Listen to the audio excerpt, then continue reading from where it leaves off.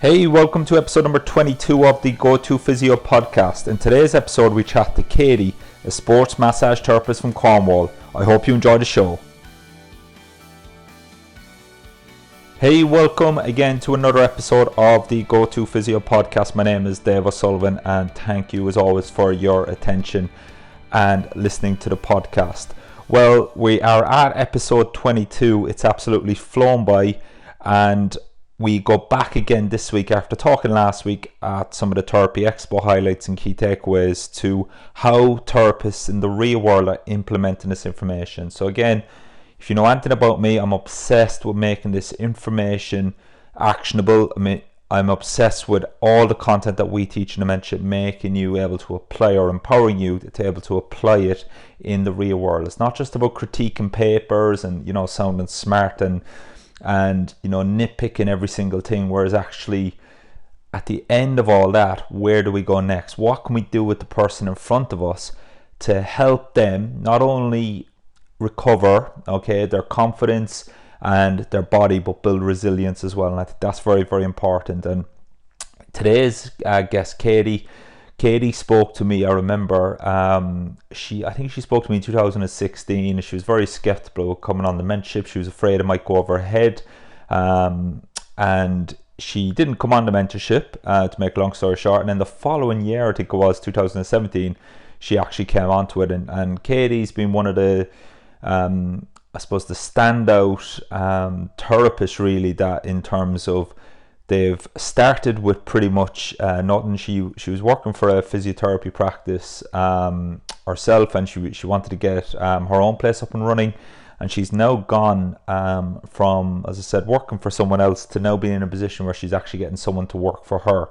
And she's not the only example of that. And that's very rewarding for me, where she's built up that go-to therapist reputation, obviously completely working within her scope of practice, just like every other therapist who comes on the mentorship. I think that's very important to say.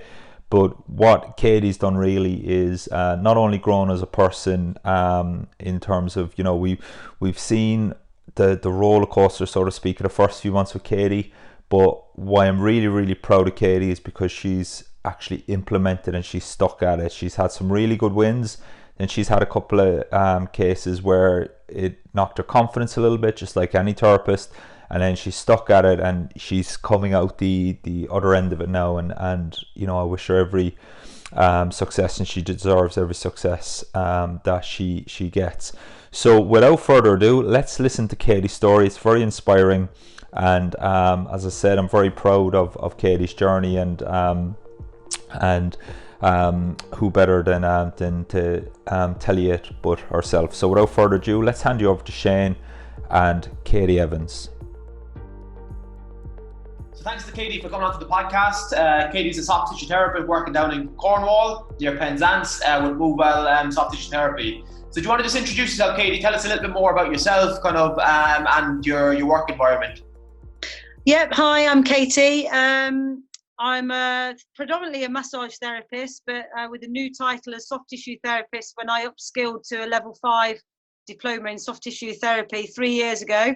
I've got over 25 years experience as a massage therapist, working in professional rugby, being a lecturer of sports therapy and massage. But since moving to Cornwall 8 years ago, I wanted to get back into the clinic, back into having a therapy room. So I started at a private physio clinic in my local town as their massage therapist. And then I did a season at the Cornish Pirates, which are a division below the Premiership. And I was there for a season and came across their physiotherapist who was using techniques that I'd never seen before. There were no machines in sight.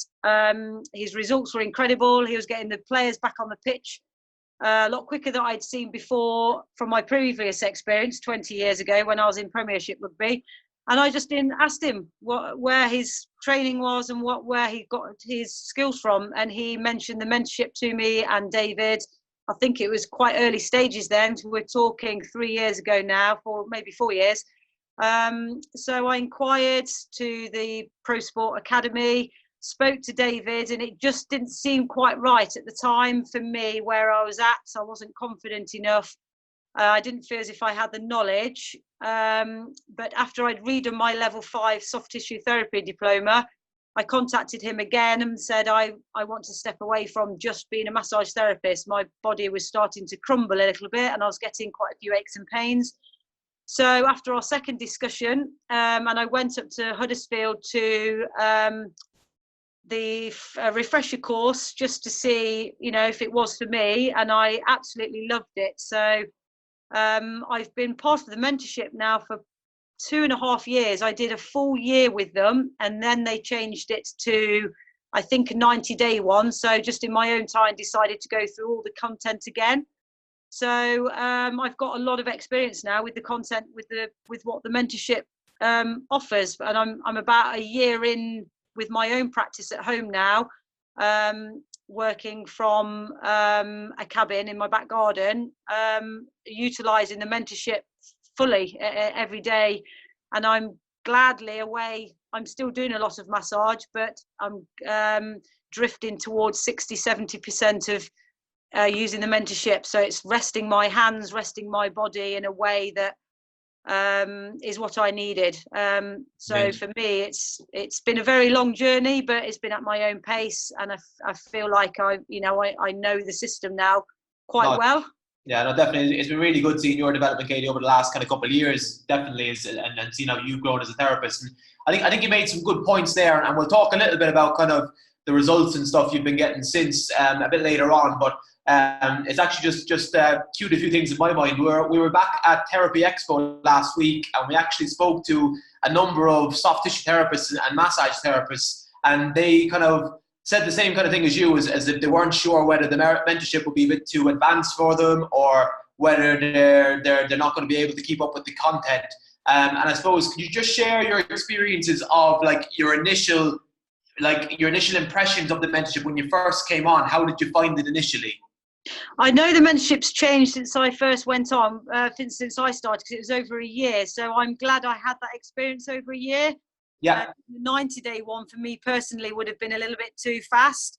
So the yearly one, where every month the module changed, was the right pace for me. And yes, I was overwhelmed at first and a little bit panicky, but yourself and David was always at the end of the phone instantly, no matter how busy you were, and even where Dave was in the world, he always answered to my either emails, iMessages, text messages, and even phone calls. The support was there from day one, always to reassure me that if I got a little bit behind, it was no problem. I could go at my own pace. And the fact the content is there all the time, that if I needed to, I must have gone over every module at least 15 times now. The fact that it's a lifetime membership is the biggest thing for me, that, sometimes I get a little bit more time. At quiet times, I can spend more time going through the content, and it's there. We are lifetime members, so the support and going up to Huddersfield is probably the biggest thing for me. I've been up 3 times now, and to see myself against other therapists who are extremely experienced, some are even physios, very high caliber physios, I've never felt overwhelmed. I felt very supported, very welcomed, and the community that the mentorship has developed with a Facebook page, everyone seems to be an equal. No one undermines anybody, and that was always my worry: was I ever going to be good enough? And it's never fazed me. The moment I started the mentorship, I felt an equal with absolutely everybody. So I'm not as qualified, I'm not as knowledgeable, but in terms of the content, I've been able to relate to it, put it into practice very simply, and if I've got a problem, I've been able to pick up the phone or send a message, and I know either you or David, and now I know the team's getting bigger. Maria's been a very big help for me. It's not been as overwhelming as I initially thought. So no, it was a brilliant step to take to further my career. Not good. I think it'll be good for people to hear that. And I think we tried to make the mentorship, and I know you've just hit on those points, is where it's very applicable, where it's not like a master's degree, it's not going in depth. And I mean, that research is there if you want it, but it's okay. What information do you need to be able to implement Monday morning in the clinic, and then hopefully being able to implement the content straight away. And everybody kind of learns it at their own pace. Some people within the 90 days, they're getting pretty solid. Some people take a lot longer than that, and that's why it's lifetime access. So no matter how long it takes you to get there, the content will always be there. And I think as long as you're implementing the content, as long as you're practicing the content, you'll be successful with it. Is that a fair comment? Yeah, definitely. I'd definitely reiterate that it's not being afraid to try anything. And I slowly infiltrated things, little snippets of it. I didn't use the whole from the assessment through to the final outcome. I didn't do that in one fell swoop straight away. I just put little snippets of new techniques. It's taken me probably 18 months to 2 years to get to having the confidence to have a client coming in with pain, go through the assessment and seeing them right through to the end. But that's me personally, again, having to go at my own pace to make sure I didn't panic and I didn't try and do too much, without overcrowding my own brain. So I've done it in very small snippets. And meeting other therapists, and the last time I was in Huddersfield, it was lovely to hear that they more, they were a little bit panicky the way I was, but I just said to them, take your time, do little bits when you feel comfortable, practice, and eventually it becomes second nature. So, the reassurance of the hands-on, David, on those days when we come up, David and yourself always watch over us to say, just to check our hand pressures, to check our the way we're doing things, and the little role plays you get us to do. It reassures us. It's a constant reassuring that the support is always there to say you are doing a great job. Don't worry if you make a mistake. Just keep trying, and that's what it comes down to: is don't be afraid to try anything new. And then with practice, it becomes second nature. So. One thing though as well, Shane, just to add on, the biggest support is I can't normally make your live chats, but the fact you can put up any case study online and you discuss it, and you do repeat yourself a lot. How you keep your patients in terms of, it's covered in the mentorship, but we seem to keep asking the same questions over and over again, and just hearing you reiterate it just consolidates everything. So again, just to thank you that all the avenues that the mentorship's not just about doing the online course, it's the support around it with your podcasts, with your Facebook page, with the trips to Huddersfield. It's all it's a bigger picture behind the scene that goes on to simplify everything, and you just keep repeating the same stuff, which just keeps consolidating everything that we've already learned. So it's just an ongoing thing, which is just it's brilliant. I've never come across anything like it in terms of learning beyond the content of a course. It is a community that you've created, which is brilliant in terms of asking questions and not being embarrassed to ask the most simplest of questions, even if we think we know the answer. It's just nice to hear you say it again. No, that's good to hear, Katie. And we want to make this as easy for people to be successful with as possible, because at the end of the day, if people aren't being successful with the mentorship, then there's no point in us even doing it. So and I think that's a good point, and I want to reiterate that to anybody who's on the mentorship, who's listening to the podcast. If you are struggling a little bit or you are falling behind, is get up to a refresher day, jump on one of the live calls and just ask your questions, because more than likely you actually know the answer, and you just need to be given permission to kind of tell yourself that you know the answer, if that makes sense. And I think a lot of it's just confidence. It's just having the confidence to think about things a different way and look at things a different way, and kind of build it from there. Hey, I hope you're enjoying today's show. For more clinical content and tips to help you implement this content in the real world, please visit thegotofysio.com for more information, including my 6-step patient adherence checklist, which you can download for free. And also there's more blog content that helps you implement this stuff in the real world. You'll also find links to my YouTube show, The Go-To Physio Show, as well as lots of more information to help you become the go-to therapist, helping real patients get real results in the real world.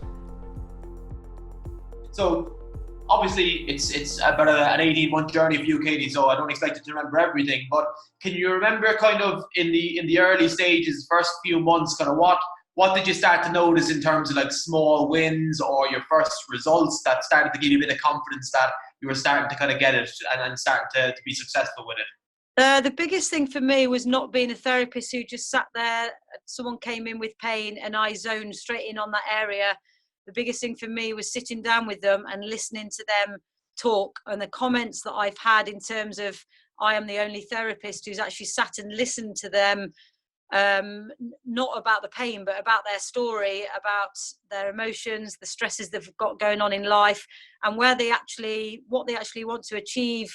I know everyone wants to come out of pain, but it's the bigger picture of what is the pain stopping them from doing. So the biggest takeaway for me, and the biggest compliment I've had from current and past clients, is the time I take to sit and listen to them, and actually not just use a set of exercises or techniques just to try and get rid of the pain and say, okay, job done, off you go.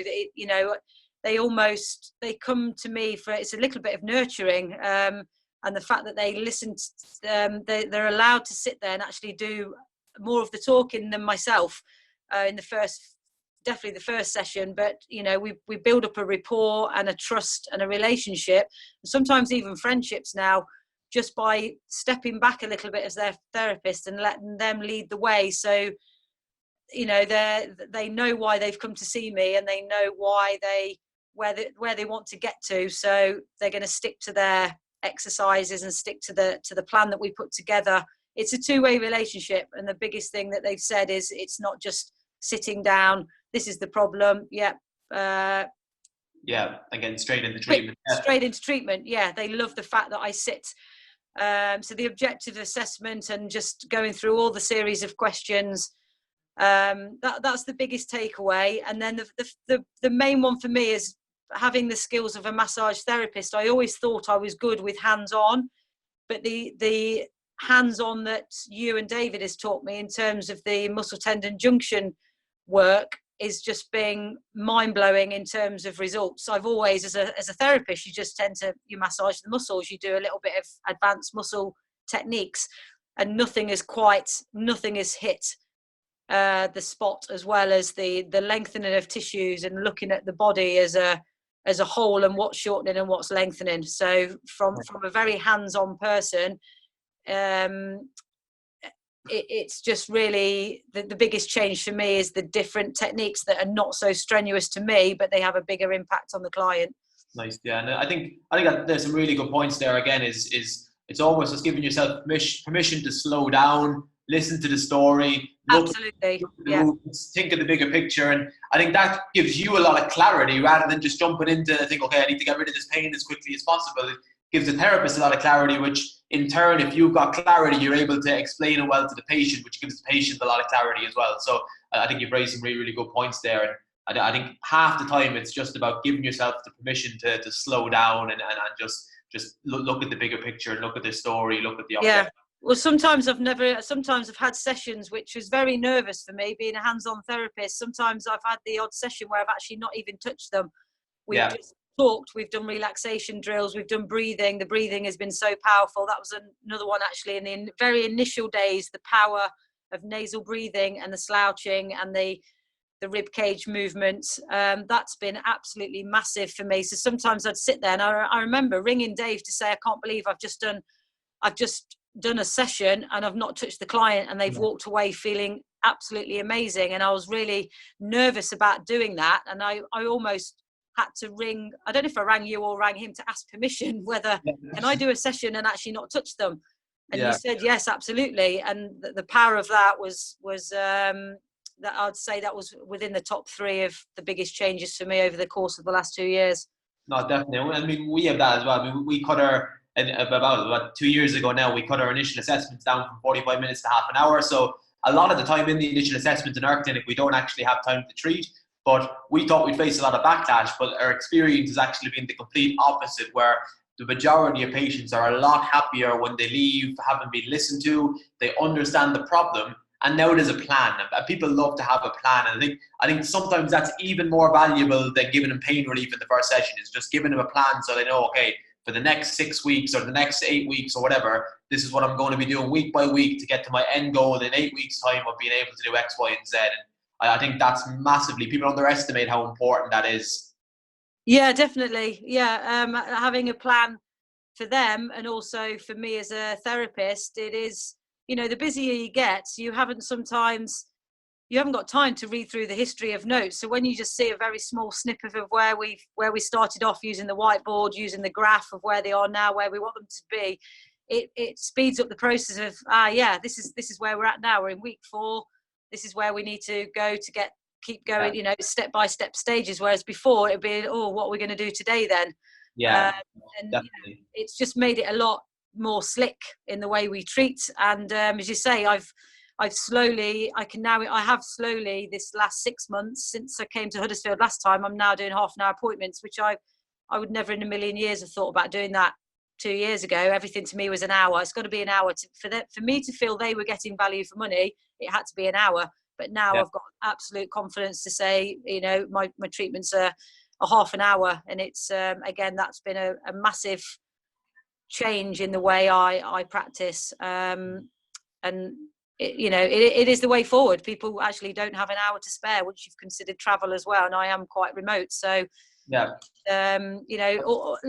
of things. I could go on all day, Shane, about how the mentorships changed me in little snippets, but the whole package put together is been career changing. But also now, when the way you're making me think about it today, I've not really sat back and thought about it, and it's been an incredible journey for me. I'm very excited, where else I can go. So no, I'm sure obviously in the last 18 months you've had a brilliant journey.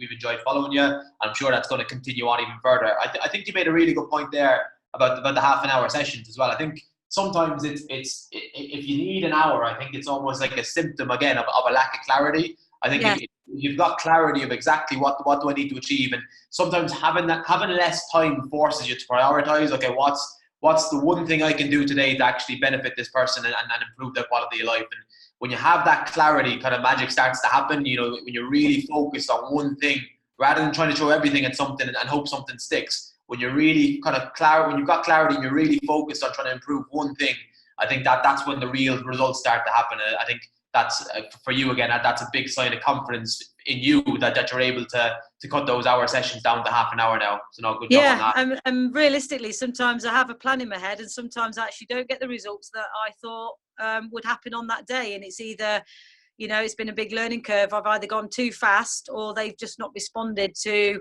something that I'd got a plan. So again, with the mentorship, it gives you loads of other tools to, think outside the box, and look at the body as a whole, instead of homing in on that certain body part that's in pain, thinking, right, well, if that's not worked, there must be something, you've got to look further afield within the body. And you do end up finding an old injury that they've possibly not told you about, or they've not thought that was important. Finally, when you build up the rapport with someone, you do find out there was an actual injury way back as a child that they never even thought was significant. So it's putting the the mentorship's great as a backbone, and it's great at putting the whole thing together. But again, with all the extra support that we get, it makes you step to one side and think, right, well, if that's not worked, we are only human at the end of the day. We're not always going to get it right, and that was always the bit of a confidence problem.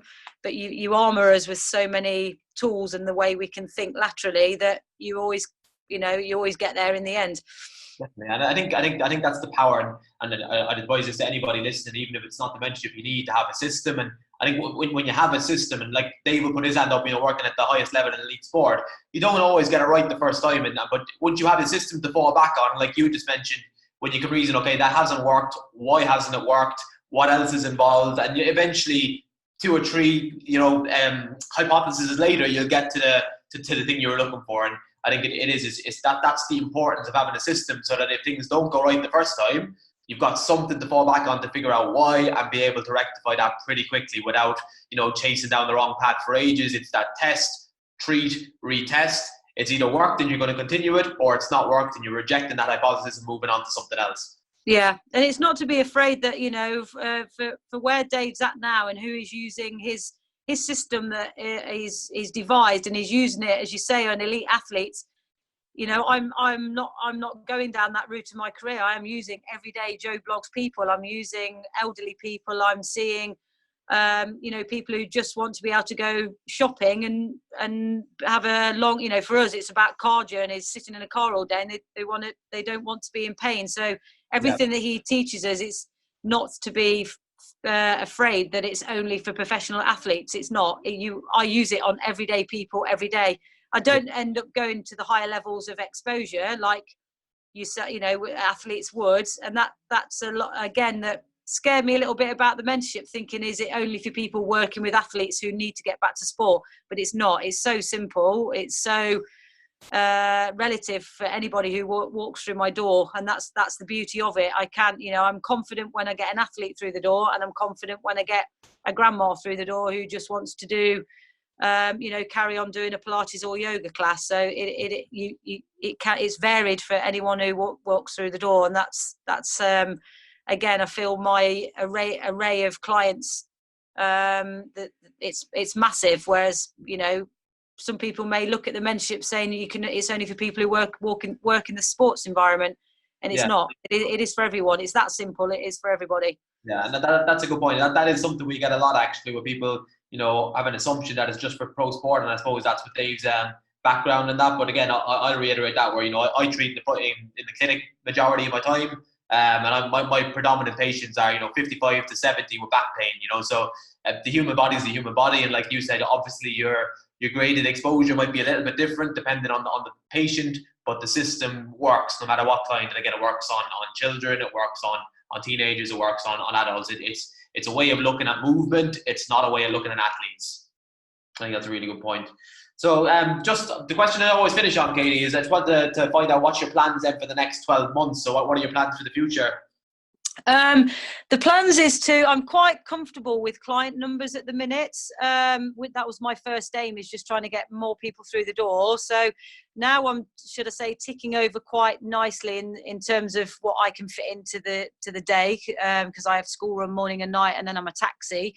Yeah. I'm just trying to work a little bit smarter now, and my aim is to possibly look at it's the business side of things. So I know I've looked into the CX Club, which I'm going to speak to Paul in the new year with regards to coming on board with that. But it's just trying to work a little bit smarter, and even possibly, which I'd never thought I'd say 3-4 years ago, is having another therapist in my space. I've got a purpose-built building in my garden, and so it's sitting there empty when I can't work. So it would actually be nice to take on another therapist, and then sometimes when I'm really busy, it's nice. I need to look at ways of how I can just be as a business, just how I can work a little bit smarter and not so hard at what I'm doing.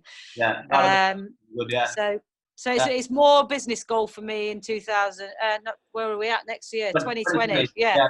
No, that's brilliant. And I mean that says a lot, Katie, doesn't it, about your journey over the last 18 months, where you're looking at taking on new staff. It's good to hear. Yeah, definitely. And I know with just seeing yourself from when I first came to Huddersfield, from the 2 rooms you guys had to now having the top floor and a lot more staff. And know you've got the expertise now within the office. You've got the web guy, you've got Paul, you've got Laura's marketing. I know you can tap into different people there in terms of, if I want to do a campaign on Facebook, if I want to change my website. I know I've got, when I first started the mentorship, it was, Paul, you and Dave were doing everything. So it's really nice to know now I can hone in on the expertise of other people within Pro Sport Academy, that I can channel what I'm looking for. I can channel it through to the right person. So I'm very excited. Very, very. It's been an incredible journey, and now I feel like I've nailed the mentorship. I still want to come up to Huddersfield, because I know Davey's just come back from Japan and he's changed certain things, and you're adding things to it. So I'm always keen to keep on top of how he's still making things easier and more slick with the way we work. So I continually want to progress as a therapist, but my aim now, that my next year or even 2 years, the aim is to look on the business side of things. Yeah, and I think like you said, it goes hand in hand. And again, we're like you just mentioned, hit on there. We're constantly growing ourselves, and I think as you become better as a therapist, the word of mouth kind of reputation spreads. That kind of builds on its own, and then you need to start doing the business stuff, because you've got that busy now where you're going to have to start looking at those things as well. So I think I think sometimes as therapists is a bit of a block in some people's head about therapy side and business side, but they go hand in hand, and I think it's important that that you have both, really. But no, yeah. Thanks very much. I'm rubbish at the business side of things, and I shy away from it as much as I can. But I am realising the two do go in hand. But to find a company that helps to help you and to understand you is actually quite difficult. The fact you get all that within the mentorship, that the experts that you've got up there are willing to take a phone call and help guide us, again, is another brilliant part of the mentorship. We're not looking at snippets of a CPD course, then I need to find a marketing person, then I need to find someone who can help me with my banking, anything like that. The whole package is there within the mentorship. So it's just everyone's different at stages with their development, and that's where I'm at the moment. So, but I just love listening to other people online. The new people are coming onto the mentorship still. It's great to see where they're at, and it's great to hear people have met in Huddersfield, and already they've either bought their own premises, or they've gone away from renting to owning their own place, and now they're taking on other therapists. It's great to actually, I could ping a message over to anyone and say, well, what did you do for this? How did you put your signage? Where do you market? And it's not just using you guys in Huddersfield. There's people all over the world now that we can tap in with each other and ask how. So quite a few people have contacted me saying, do you mind me asking a question? What did you do about this? And it is a bigger community as part of the mentorship plus and the Illumi group. Yeah. So it's a good point. Like you said, it's great to see everybody's journey and then see where everybody's going to, and kind of the successes and growth that people are having once they've kind of finished the mentorship as well. No, it's a good point. Thank you very much for your time, Katie. Appreciate you coming on. Don't want to hold you too long. I know you've got a busy day. Thanks for coming on to the podcast. I'm sure we'll see you again soon. You will do. Have a great Christmas and New Year, Shane. Yeah, you too, Katie. Okay, so thank you once again to Shane Mooney, our head coach as well at the Go-To Therapist Mentorship, for asking the questions there to Katie. And just a few things to touch upon. The Go-To Therapist Mentorship, it's always a little bit mistaken that it's just a case of, you just get access to this course. As I said, Paul, our operations manager, he talks about the Pro Sport family, and he's obsessed with building that family. And I think at refresher courses, it's really satisfying for me as well, where I see therapists from the 2015, 16, 17, 18, 19 classes all in together. Some therapists have been with us, years. Some therapists are just joining the family, and we've got no egos in there. Everybody's just obsessed with improving their clinical skills, improving their clinical reasoning, and ultimately delivering a bespoke treatment plan for the patient to give them long-lasting results. So, as I said, it's very, very important that you understand that what the mentorship is it's not, as Katie was saying, it's not just a few hands-on techniques here or there. It's an ability to ask questions, never feel isolated, where if you've got a tricky case, we have weekly coaching calls inside the Mentorship Plus group, where as I said, if you've got a tricky patient, we'll help clinical reasoning. And I think we've all been inside these Facebook groups, etc., where we've got these tricky patients. And the one thing I would like to think that we differentiate ourselves very much, and we set this out from the word go, really, is if you have a tricky case, then I can't tell you exactly what to do with that patient unless I have a very clear understanding of the person's story, the subjective history, and what you find from the objective. And that's a big thing that we do, and we're very disciplined to do with cases, is stop the need to rush in and say, I've got shin splints, I've got a patient coming in with shin splints, anyone got any thoughts? And then someone just blurts out an exercise to do, or this or that. It's all about the person in front of us and being able to clinically reason based on that person's story, matching what their story tells us with the findings of the objective assessment, and then from there clinically reason where we might go next with that patient. And I think that's very, very important to understand the difference between that support, that level of support, that level of critical thinking versus, oh, I've got a patient with this, this and this. What worked for one patient will probably not work for another. And we look at the literature and we look at the research and how our bodies adapt and react to pain, to stress, to noxious stimuluses, and we know that there's no predictable response, that everybody will react slightly differently, okay, specific to your story. So I think that's a really, really important point to understand as well. Okay, so if you want any more information, please head over now to www.thegotophysiocom.com/blog. We've got loads of resources there. We've got the podcast, we've got the YouTube show, we've got loads of information now. We've got the book, we've got the checklists, among many, many other things. So there's lots of resources there to head over to.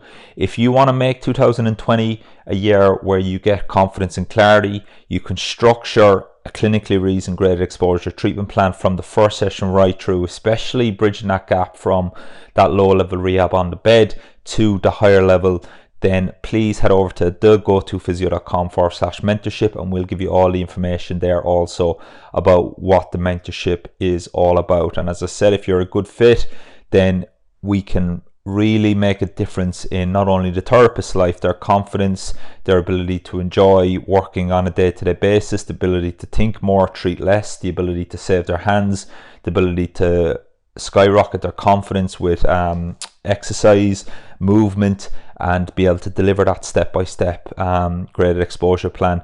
Then, as I said, we can make big changes, not only in the therapist's confidence, but also help a lot of people who have failed traditional approaches and who want a program, who want to be listened to, who want to have a bespoke program specific to their needs, and who wants to grow in confidence and build resilience. Okay, and it's the ability to build that resilience, those extra few sessions when the pain's gone. They're the ones I would argue are the most important, the ones that we really earn our money in pro sport, and that should be happening in private practice, where we have the balls, as I said before, to actually build resilience. Instead of talking about resilience on Twitter and how important it is and why we need to do it, is actually implementing and building resilience for patients and empowering patients. Okay, so that's it for this week. I hope you enjoyed the show. Once again, thank you to Katie, thank you to Shane, and we will see you on the next episode, where I've got a special episode that is going to have a look at 2019 as a year for myself. I'm going to give you my my thoughts, my reflections, the journey I've gone on as a therapist, and some of the biggest lessons that I've learned in 2019 as a Christmas special. Once again, thank you for joining me. I hope, if you're watching or if you're listening to these episodes in sync with us every week, I hope you have a great Christmas. I was commenting to my wife and a few friends yesterday, this is a bit of a slog of a week, or just getting through this week so then we can get into the Christmas holidays, and I hope you have a stress-free-ish week and you get everything you need to do. I still haven't got any Christmas presents, so I'm going to have to sort my life out quite quickly, and I think I'll have to go away and do that now. So once again, if I don't speak to you before next week, have a great Christmas, and thank you for your support, thank you for your interest in the work, thank you for your open-mindedness, and thank you for giving up your time to improve yourself as a therapist, to want to learn, and ultimately then carry that over and implement it in the real world with your patients. Have a great week, have a great Christmas, and I'll see you on the next episode for a Christmas special. Hey, I hope you enjoyed today's show. For more information, please visit www.thegotophysiocom, where you can download my 6-step patient adherence checklist absolutely free, as well as read the accompanying blog that goes with today's episode. We've got lots of cheat sheets and clinical content to help you implement to get real world results with real patients, that ultimately helps you become the go-to therapist and allows you to build a profitable, busy private practice, or become that go-to therapist in professional sport. I'll speak to you soon on the next episode.